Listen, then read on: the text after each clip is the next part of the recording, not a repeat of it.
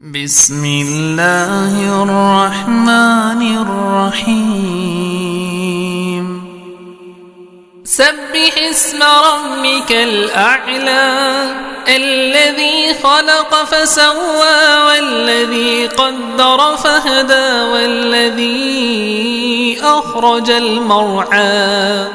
فجعله غثاء أحوى سنقرئك فلا تنسى إلا ما شاء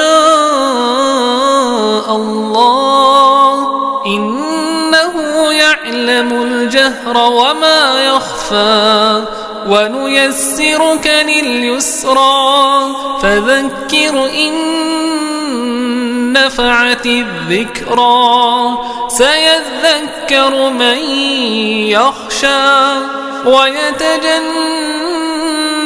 الأشقى الذي يصلى النار الكبرى ثم لا يموت فيها ولا يحيا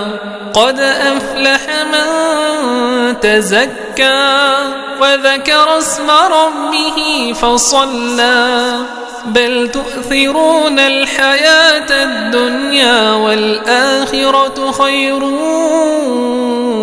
وأبقى